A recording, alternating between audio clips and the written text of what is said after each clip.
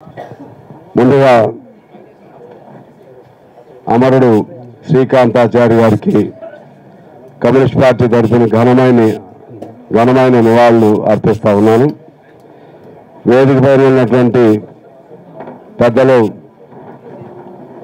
ఆనాటి తెలంగాణ ఉద్యమానికి ఒక ఊపిరిలాగా ఆయనే సర్వస్వం, ఉద్యమ నాయకులు అనుకునే వాళ్ళు దీన్ని ఆందోళన కార్యక్రమం జరపకూడదని భావించినా సరే నాకు బాగా గుర్తు. ఆనాడు మన ట్యాంక్ బండ్ పైన జరిగినటువంటి అదేంటి sir tank bund million March జరగకూడదని దీనికి నాయకులు అనుకున్న వాళ్ళు భావించి ఇళ్లలో పడుకున్నారు.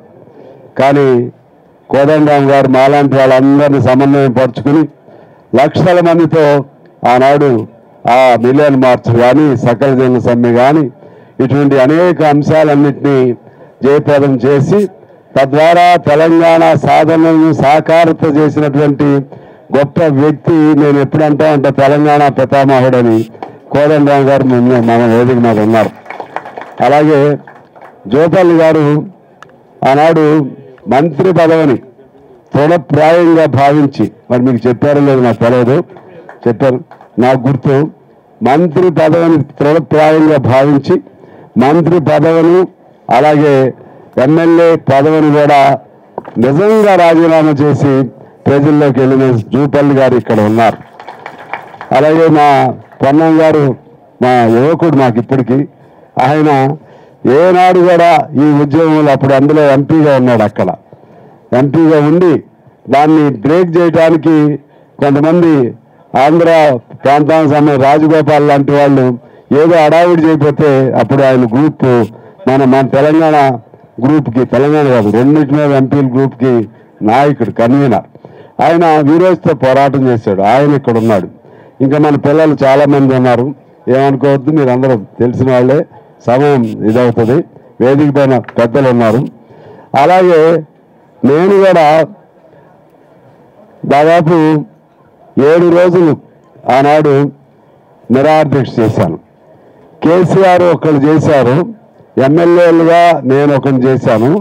సరే ఎవరిది నిజమైన నిరాదీక్షలు అటు జోలికి వెళ్ళను, మొత్తమే నిరాదీక్షలు చేశాం. నాతో పాటు ఇంకా కోమటిరెడ్డి వెంకటరెడ్డి గారిని కూడా గుర్తు చేయాలి, ఆయన కూడా నిరాదీక్ష చేశాడు. ఆ విధంగా చేయటమే కాకుండా మా ప్రతి నిరాదీక్షకి కోదండరామ్ గారు వచ్చారు, ముగింపు దానికి వచ్చారు. ఆనాడు ఉన్న రాష్ట్రంలో అందరి నాయకులు వచ్చారు, కేసీఆర్ గారి కుటుంబం కూడా వచ్చారు. 7 రోజుల తర్వాత జైల్లో ఉండి కూడా చేశాను. అలాగే 700 కిలోమీటర్లు పాదయాత్ర నడిచాం. మా ఖమ్మం జిల్లాలో తెలంగాణ ఉద్యమానికి ఇంకా అంకురార్పణ జరగలేదు. నాది ఎందుకంటే బోర్డర్ డిస్ట్రిక్ట్, అటు ఆంధ్ర ఇటు దీనికి, అందువలన తెలంగాణ లేదని అనుకున్నారు, తెలంగాణ ఉద్యమ భావాలు లేవని అనుకున్నారు. ఆ సందర్భంలో పాదయాత్ర చేస్తే కోదండరామ్ గారు 2 సార్లు వచ్చి పాదయాత్రలో పాల్గొనడం జరిగింది. వారికి గుర్తుంది లేదు. అదేవిధంగా మా ఇంకో మిత్రుడు ఉన్నాడు, మన శంకర్రావు గారు. ఆ విధంగా ఖమ్మం జిల్లాలో ఊపు తెచ్చాం. ఖమ్మం జిల్లాలో మామూలు ఊపు కాదు. ముందు కేసీఆర్ని అరెస్ట్ చేసి అక్కడ తీసుకుని వస్తే జైల్లో పెడితే వెళ్ళిన ఏకైక ఎమ్మెల్యే నేను ఒక్కడిని ఆయన పలకరించడానికి, ఇవాళ ఎవరు లేరు. ఆ తర్వాత హాస్పిటల్లో ఆయన భయపడిపోతున్నాడు. భయపడిపోతూ నన్ను చూడగానే ఒక ధైర్యం వచ్చి అన్ని లాగేసి, సంస్థలో ప్లీజ్ నన్ను బయటికి తీసుకెళ్ళు, నన్ను హైదరాబాద్ పంపించి ఏర్పాటు చేయని ఆనాడు అందరూ ఉన్నారు. ఆ విధంగా జరిగింది. సరే ఎస్పీలు వచ్చి నన్ను రిక్వెస్ట్ చేశారు. మొత్తంగా ఇక బలవంతాన్ని తీసుకురాబోయి చొక్కా కూడా వేసుకున్నాడు, కొద్దిగా నడిచాడు. ఎస్పీ వచ్చి రాడా, అప్పుడు క్రాంతి రాణా అప్పుడు ఎస్పీ, ఇక పెద్ద ల్యాండ్ ఆర్డర్ గొడవలు పెట్టుకున్నాయని చెప్పి మొత్తంగా ఇక ఆయన ఎట్లా మీరు ఆగండి అని ఆపి బయటకు వచ్చి పెద్ద ధర్నాలు చేశాం. ఆ విధంగా తెలంగాణ సాధనలో అందరి పాత్ర ఉంది. అందులో ప్రధానమైనటువంటి ఘట్టంలో పాల్గొన్న వాళ్ళందరూ ఇక్కడే ఉన్నారు. వాళ్ళందరి స్ఫూర్తి ఎవరు? అందరి తెలంగాణ ఉద్యమానికి ప్రధాన స్ఫూర్తి ఎవరు? మేము కాదు, శ్రీకాంతాచారి లాంటి యువకులు ప్రధానమైన స్ఫూర్తి. అటువంటి వాళ్ళు ఏమీ ఆశించుకోలేదు. మేమన్నా రాజకీయాల్లో ఉన్నాం, రాజకీయ భవిష్యత్తునో ఇలా తెలంగాణ మీద ప్రేమ కొంత మా మీద మాకు సొంత ప్రేమ ఇవన్నీ ఉంటాయి కదా సహజంగా. కేసీఆర్ గారికి నిజంగా తెలంగాణ మీద ప్రేమ గుండె ఇప్పి చెప్పండి. ఆయనకి స్పీకర్ పదవి, అదే డిప్యూటీ స్పీకర్ కాకుండా మంత్రి పదవి ఇచ్చుంటే తెలంగాణ పుట్టేదా? తెలంగాణ ఆలోచన ఆయన తెలంగాణ ఉద్యమ స్ఫూర్తి ఎక్కడో పోదు. ఎవరో ఒకరు రగిల్చేవాళ్ళు, ఈ రాత్రి ఇంకోవాళ్ళు రగిల్చేవాళ్ళు. కానీ ఎంతమంది విద్యాసాగర్ గారు లాంటి వాళ్ళు, కోదండరామ్ గారు లాంటి వాళ్ళు, చుక్కా రామయ్య గారు లాంటి వాళ్ళు, కమ్యూనిస్ట్ పార్టీ ఉమ్మడి రాష్ట్రం కోసం మేము పేరే విశాలాంధ్ర. ఆ దశ నుంచి కూడా కమ్యూనిస్ట్ పార్టీ ముందుకు బయటకు వచ్చి తెలంగాణ ఇక కలిసేందుకు సాధ్యం కాదని చెప్పి మొట్టమొదటి జాతీయ పార్టీగా నినాదం ఇచ్చింది భారత కమ్యూనిస్ట్ పార్టీ. ఇది వాస్తవం, వారికి తెలుసు అందరికి కూడా. ఆ విధంగా అందరి పాత్రతో కూడిన తెలంగాణలో 10 ఏళ్ళు జనం చూసాం, చాలా ఆశ పెట్టుకున్నారు. మొదటి ఐదేళ్లు అనేక ఇబ్బందులు చూసినా కూడా ఇంకా కోపం తెచ్చుకోవాలి, ఇంకొకసారి ఇద్దాం అనుకున్నారు. రెండోసారి ఛాన్స్ ఇచ్చారు. 10 ఏళ్ళు అయిపోయింది. ఇప్పుడు వీళ్ళు వచ్చి 1 సంవత్సరం అయింది. 1 సంవత్సరానికి మీకు అంత కళ్ళు మణితే అట్లా, 1 సంవత్సరానికి అంత శాపనార్థాలు పెడితే అట్లా. ఇంకా నేను అంటున్న ఛాలెంజ్ చేసి చెబుతున్నాను, ఇప్పుడే ప్రెస్ మీట్ పెట్టొచ్చాను. నేను ఛాలెంజ్ చేసి చెబుతున్నాను, వాళ్ళు మొత్తం రుణమాఫీ తీర్చిందంట, వీళ్ళు ఒకసారి తీర్చిందంట. లెక్కలు తీయాలి, టారిఫ్ చేసుకోవాలి. వాళ్ళు ఎన్ని ఉద్యోగాలు ఇచ్చారు, వీళ్ళు ఎన్ని ఉద్యోగాలు ఇచ్చారు. అసలు అప్పుడు నువ్వు మాట్లాడడానికి అవకాశం ఇచ్చావా, లేకపోతే ఇప్పుడు వీళ్ళు ఇస్తున్నారా? ఈ విధంగా నా సమయం అయిపోతుందా? ఓకే, అది నువ్వు చెప్పేది ఆ సమయం, ఈయనేమో నన్ను సమయం అంటున్నాడు. అట్లా మీరు కంపారిజన్ చేసుకోండి. వాగ్దానాన్ని అంటున్నా, మీరు దివాళా తెలంగాణని దివాళా తీపిచ్చారు. అప్పుడు రొంపులో దింపారు, మామూలు రొంపులో కాదు. 7 లక్షల పై చిలుకు, 7 లక్షల కోట్ల పై చిలుకు అప్పు చేశారు. ఎడిపోయినాయండి ఆ సొమ్ములన్నీ.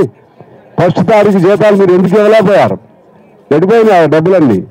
ఎవరు మోటార్లో పోయినాయి, ఎవరు మిల్లుల్లో పోయినాయి. అదేవిధంగా బకాయిల పేరుతో దాదాపు 70,000 కోట్ల బకాయిలు ఉన్నాయి. ఇవన్నీ ఎవరు తీర్చాలి? మీరేమో అన్ని మళ్ళీ చేసి పారేశారు. మీ పురిటి కంపు కొడుతుంది. ఆ పురిటి కంపు నుంచి పిల్లగాడిని బయటకు తీయాల్సిన బాధ్యత ఇప్పుడు ఈ ప్రభుత్వం పైన ఉంది. టైం పడుతుంది. మొత్తం 100 వాగ్దానాలు నెరవేర్చాలని నేనేం చెప్పట్లేదు. నెరవేర్చవలసినవి ఉన్నాయి, నెరవేర్చాల్సిన బాధ్యత వాళ్ళపైన ఉంది. నెరవేర్చకపోతే ప్రజలకు ఎవరి మీద ప్రేమ ఉండదు. ఇప్పుడు కూడా మీరు ఇంతమంది యూత్ ప్రశాంత్గా ఉన్నారంటే వీళ్ళ మీద ఇంకా విశ్వాసం ఉంది కాంగ్రెస్ ప్రభుత్వం పైన. ఇంకా టైం ఇద్దాం, ఎందుకంటే ఇప్పుడు సగం ఇప్పుడు విద్యుత్ అయిపోయింది, 200 యూనిట్లు అమలవుతుంది, బస్సుది అమలవుతుంది, గ్యాస్ అమలవుతుంది. రైతు రుణమాఫీ అయితే వెరీ గ్రేట్. ఇంకా 2 లక్షల పైన ఉన్నది కొద్దే ఉంది. అది ఎట్లా కూడా ఆలోచన చేస్తారు నా నమ్మకం. వచ్చే నుంచి ఆ ప్రాబ్లం ఉండదు. రుణమాఫీ ఈ సంవత్సరమే ఆ బాధ, ఇది వచ్చే నుంచి ఆ ప్రాబ్లం ఉండదు. అప్పటికి నీకు ఆడపిల్లలది వస్తుంది, ఏది తులం బంగారం వస్తుంది, మహిళలది అన్నీ వస్తాయి.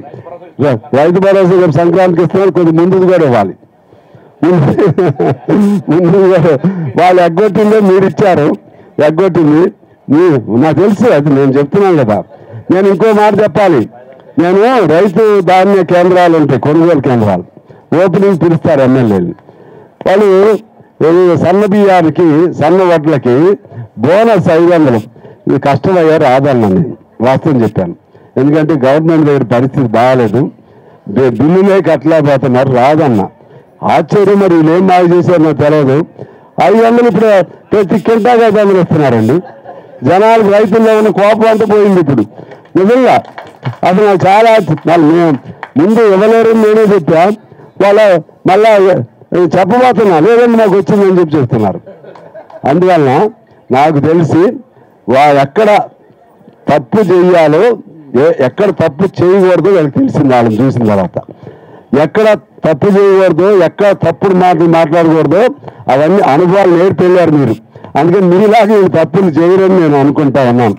అదే ఈ ప్రభుత్వానికి ఎక్కడ నెగ్గాలో ఎక్కడ లేవాలో తెలుసు. అందువల్ల అందులో మేము కమ్యూనిస్టులుగా నన్ను అడిగారు, మీరు వాళ్ళకి మద్దతాను. ఎస్, మద్దతే. ఎందుకు మద్దతు అన్నా అంటే ఒక మాట చెప్పి నేను సెలవు తీసుకుంటా. మేము మద్దతుగానే ఉన్నాం, కలిపే పోటీ చేశాం. ఒక సీటే మాకు కావచ్చు, అది వాళ్ళ విచక్షణ. కలిసే పోటీ చేశాం. మేము ఏమనుకోవాలి, ఇప్పుడు కాంగ్రెస్ని దిగిపోవాలని అడగాల మేము? మీకోసం కాంగ్రెస్ చచ్చిపోవాలని చెప్పాలా మేము? టీఆర్ఎస్ బతకాలనుకుంటాం, బీజేపీ బతకాలనుకుంటాం? ఎట్టి పరిస్థితుల్లో సాధ్యం కాదు. బీఆర్ఎస్ రావడానికి వీలు లేదు, బీజేపీ రావడానికి వీలు లేదు. ఈ కాంగ్రెస్ ఉండాలని మేము కోరుకుంటున్నాం. ఉంచుకోవటమా ఉండకపోవటం అనేది ఇంకా సమయం ఉంది, వాళ్ళ చేతుల్లో ఉంది. వాళ్ళు ఉండాలని, బతకాలని, బాగుండాలని, నిలబెట్టాలని కూడా మేము కృషి చేస్తున్నాం. తప్పులుంటే ఇది కాదు, కరెక్ట్ కాదు, ఇంకా సరి చేసుకోండి చెబుతాం మేము. మా బాధ్యత అది. ఎందువల్లంటే అంటే మీరు ఆ వైపు అయిపోతారా? అవుతాం. ఎందుకంటే దాని సమయం వచ్చేవారు దాని వైపే ఉంటాం. ఎందుకంటే వీళ్ళు కాబట్టి ఎవరు వస్తారు? బీజేపీయా? ఎంతమంది చంపుతున్నారండి యువకుల్ని నక్సలైట్ల పేరుతో, అర్బన్ నక్సల్స్ పేరుతో. దానికి గీత పెడతావు.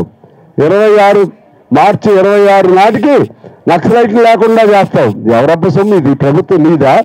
ఎవరిచ్చారు నీకు అధికారం? అమిత్ షా, నరేంద్ర మోడీ జనాన్ని చంపడానికి నీకు ఇచ్చింది అధికారం.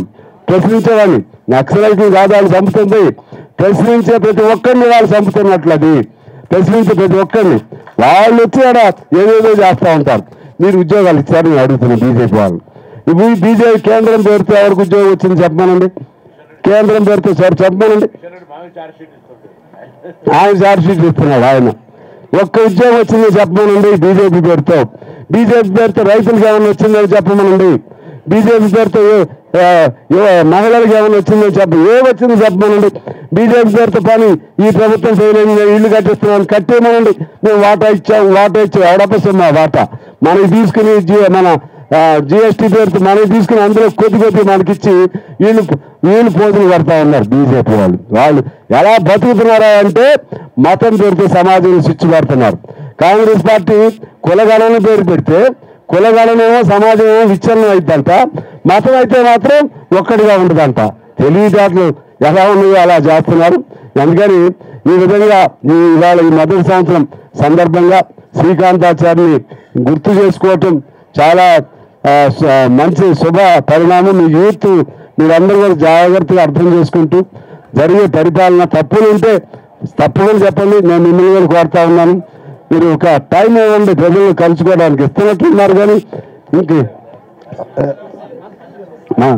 కలవాలి, ఇంక సిస్టమ్ ఉందలే చెప్తాను. కొద్ది మాలాంటి వాళ్ళు సలహా కూడా తీసుకోండి, మాలాంటి వాళ్ళు సలహా తీసుకోండి. వాళ్ళు సగం మిమ్మల్ని కలిస్తే వాళ్ళు ఫ్రీ అయిపోతారు. మీ ఇద్దరిది ఓకే, ఇంకొంతమంది ఉంది మీరు ఉన్నారని చెప్పట్లా, మీ ఇద్దరిది ఓకే. ఇంకా మారాలి. తర్వాత ప్రజాపాలన పెట్టారు అప్లికేషన్, ఆ సిస్టమ్ తీసేసేయండి. దానివల్ల ఉపయోగం లేదు. దానికంటే డైరెక్ట్గా ప్రతి మంత్రి 1 గంట అందుబాటులో ఉండండి. కలెక్టర్గా ఇచ్చేయండి ఆ మేరకు అధికారం. ఇక్కడి నుంచి కలెక్టర్కే కదా పోయేది. మీరు 2 hours ఓకే. అందువల్ల ఎందుకంటే ఎక్కడ తప్పు చేయకూడదో తెలుసుకున్నారు వాళ్ళు, తప్పు చేయరు. ఎవరికి అవసరం ఉందండి? నేను అంటున్నా, ఏ మంత్రులు కావాలని తప్పులు చేస్తారా? ఎవరైనా స్వార్థం ఉంటేనే తప్పితే, డబ్బు పోగు చేసుకుందామనే స్వార్థం, తన కుటుంబం ఉండాలనే స్వార్థం ఉంటే తప్పులు చేస్తారు. ఇవాళ తన కుటుంబం అనే పాయింట్ లేదు ఇక్కడ. ఎవరిది వాళ్ళు వీళ్ళందరూ కూడా త్యాగాలు చేసిన వాళ్ళే. అందులో నేనైతే ఆయనకైతే ఎప్పుడు హ్యాట్సాప్ చెప్తా, కోదండరావు గారికి ఎప్పుడు చెప్తాను.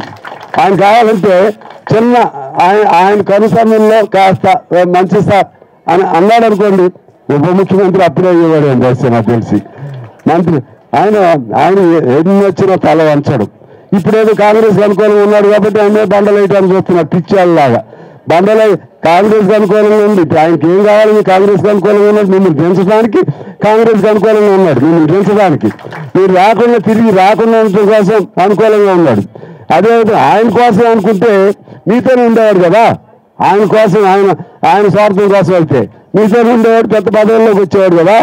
అందువల్ల ఇవన్నీ మీరు లాజికల్గా అర్థం చేసుకుని ఒక మంచి ఎప్పటికప్పుడు మీరు కూడా పిల్లలు బాగా చదువుకోండి, మంచి భవిష్యత్తును కోరుకోండి. మంచి చదువుతూ భవిష్యత్తును కోరుకుంటూ సమయం వచ్చినప్పుడు సామాజిక స్ఫూర్తితో ముందుకు నడవాలని కోరుతూ మీ అందరికీ నేను హృదయపూర్వక విప్లవ అభినందనలు తెలియజేస్తూ సెలవు. Thank you.